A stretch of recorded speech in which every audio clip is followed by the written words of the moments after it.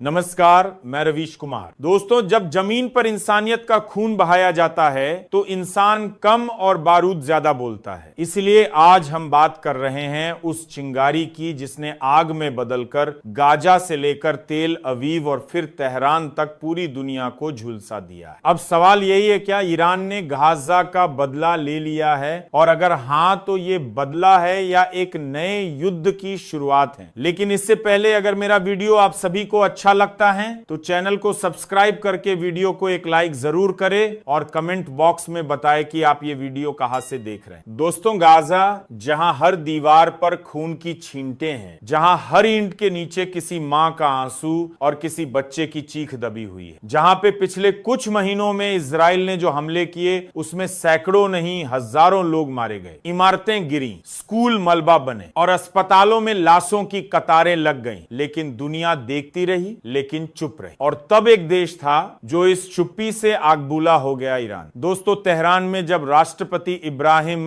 रईसी ने गाजा को लेकर भाषण दिया था तो वो शब्द नहीं थे, वो भविष्य की धमाके थे, जहां पे उन्होंने कहा था अगर इजराइल नहीं रुका तो हम वो करेंगे जिसकी दुनिया कल्पना नहीं कर सकती। जहां पे बहुतों ने इसे सिर्फ एक राजनीतिक बयान समझा, लेकिन इतिहास गवाह है और ईरान बात कम करता है, काम ज्यादा। लेकिन अब लगता है कि ईरान ने वो काम कर दिया है। जब 21 जुलाई की रात इजराइल की सैन्य ठिकानों पर ड्रोन और मिसाइलों की बारिश होती है तो शुरुआती जांच में पता चलता है कि यह कोई स्थानीय हमला नहीं था और तकनीक, रेंज और सटीकता सब कुछ ईरान की ओर इशारा कर रहे थे। और फिर ईरान ने चुप्पी तोड़ी कि हमने जवाब दिया है। यह बदला है गाजा के मासूमों के लिए, जिसके बाद दुनिया चौंक गई, अमेरिका हिल गया और इजराइल बौखला गया। लेकिन सवाल यह है कि ईरान ने हमला क्यों किया? जवाब साफ है, यह सिर्फ इजराइल पर हमला नहीं था, यह पूरी दुनिया की चुप्पी पर तमाचा था, जहां पे ईरान जानता है कि इजराइल अकेला नहीं है, अमेरिका उसके पीछे खड़ा है। लेकिन फिर भी हमला करके ईरान ने यह दिखा दिया कि जब अन्याय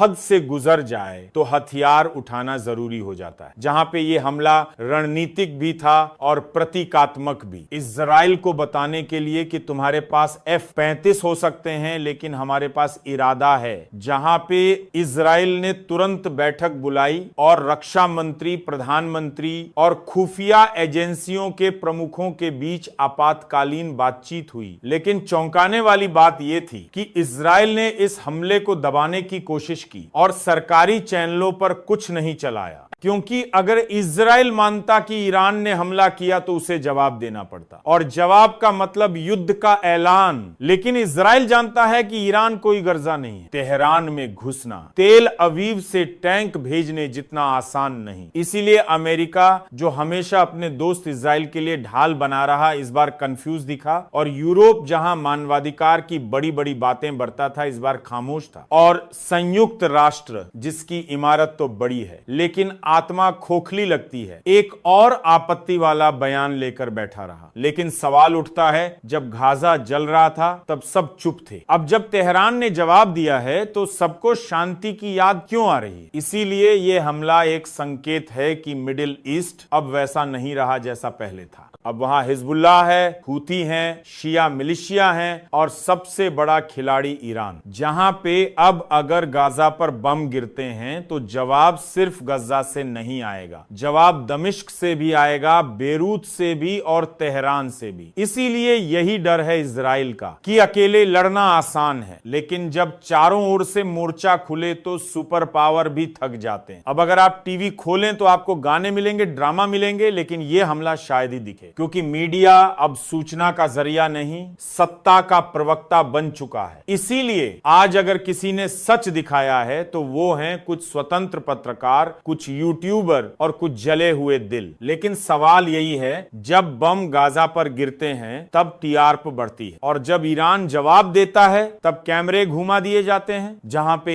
ईरान का यह जवाब एक चेतावनी है और अब हर हमले का जवाब होगा, चाहे वो गाजा में हो, यमन में या कश्मीर में। यह बदलाव सिर्फ राजनीति का नहीं, जनता के सब्र का भी है। इसीलिए अब लोग सोशल मीडिया से सवाल पूछते हैं और सरकारें जवाब नहीं दे पाते। और शायद यही वजह है कि आज ईरान का हमला सिर्फ एक सैन्य कार्रवाई नहीं बल्कि एक जनता के न्याय की पुकार है। इसलिए अब भी अगर आपको लगता है कि ये सिर्फ मुसलमान बनाम यहूदी की लड़ाई है तो आप इंसानियत की आत्मा को नहीं मजहबी चश्मे को देख रहे हैं। और अगर आपको यह महसूस होता है कि मासूम बच्चों की लाशें बदले के लायक थीं तो शायद आपको एक बार अपने जमीर से बात करनी चाहिए।